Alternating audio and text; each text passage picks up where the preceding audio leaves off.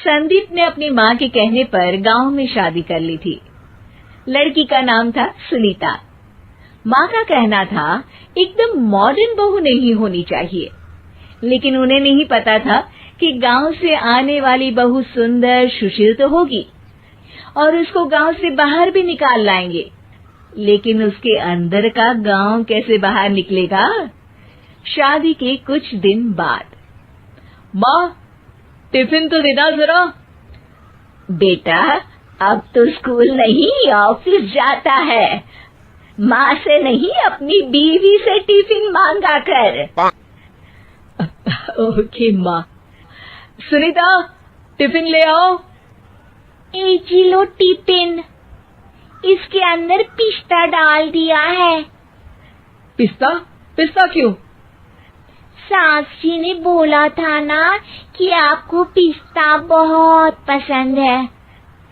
ओहो, मैंने पिस्ता नहीं पास्ता बोला था, पास्ता। पास्ता? कहीं होता है पास्ता? अरे बेटी तू रहने दे, मैं बना दूंगी। अच्छा किया कि पाव भाजी बनाने का नहीं बोला, वरना किसी के पाव बना देती है। सुनीता को बुरा लगता है, लेकिन उसकी नादान हरकतें कम नहीं होती। ऐसे ही एक दिन, अरे तुमने ये क्या लगाया है? अरे आप वो फूस फूस करके लगाते हैं ना, वही। दियो? का दियो? किसको दियो? अरे वही ना जिससे खुशबू आती है। हाँ सही पकड़े हैं। अच्छा लेकर तो आना। कौन सा डियो लगाया तुमने? अभी लेकर आते हैं जी। संदीप की बात मानकर सुनीता अंदर से खुशबू वाला फुसफुस लेकर आती है। ओएमजी! ओएमजी मतलब ओ माय गणेश ना।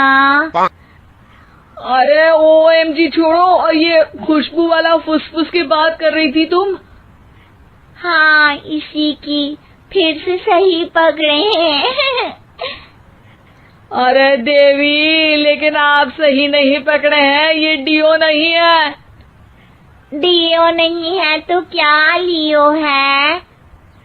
अरे ये रूम फ्रेशनर है, जिसको कमरे में छिड़कते हैं, खुद पर नहीं। कोई बात नहीं, माँ कहती थी आत्मा किराएदार है, शरीर एक किराए का कर्म। हम शरीर पे ये डाल लिए तो क्या फर्क पड़ जाएगा। अरे बहू, ओ बहू, मेरे लिए फल तो ले आ, फिर मैं बाजार जाऊंगी। सुनीता अपनी सास के लिए फल लेकर आती है। अरे बेटा, पपीता, तरबूज और सेब फल ऐसे कैसे खा लूं? काट कर तो ले आ। माँ जी, मेरे गांव में तो खेत से उठा के सीधा खा लेते हैं। अरे ये तेरा गांव नहीं है ना। अरे संदीप, तू ही कुछ समझा देना इसको बेटा। मैं कैसे समझाऊं माँ, ये तो माइक्रोवेव को भी भट्टी बोलती है। कल मैंने बोला हाय कैसी हो, तो बोलती है किसी को हाय नहीं लगानी चाहिए। अरे सुनीता, तेरा क्या होगा? अभी तो कैसे बताऊं माँ जी, अभी हम कुछ करेंगे फिर पता चलेगा क्या होगा, लड़का या लड़की। हे भगवान, कहाँ से आ गई है?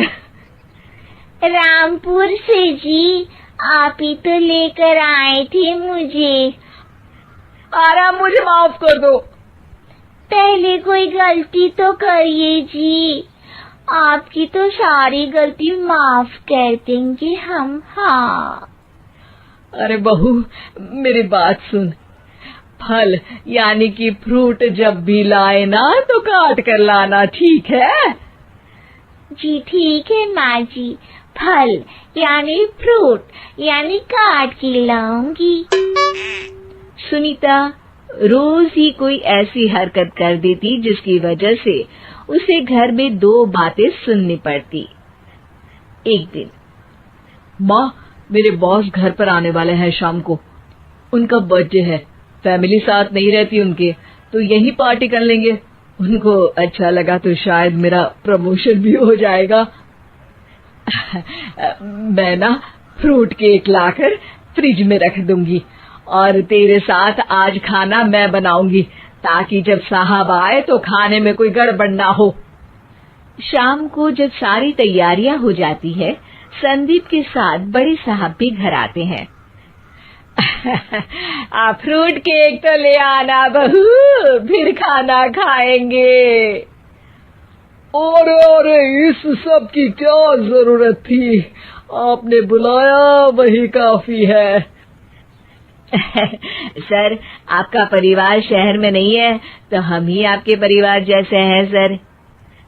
इतने में ही सुनीता फ्रूट केक लेकर आती है और बड़े साहब की टेबल पर रख देती है, और जैसे ही केक के ऊपर का बॉक्स हटाती है, ओह, ये क्या है? केक तो कटा हुआ है। मैं तो ऐसा नहीं लाई थी। आप मुझे शाबाशी दे सकती है माँ जी, मैंने ही केक काट दिया। आपने कहा था ना, फल यानी फ्रूट यानी हमेशा काट के लाना। तो फ्रूट केक भी तो फ्रूट ही है ना, तो मैंने पहले ही काट लिया। हूँ ना मैं समझदार। अरे बहू, ये क्या किया? केक हमेशा वही काटता है जिसका जन्मदिन होता है।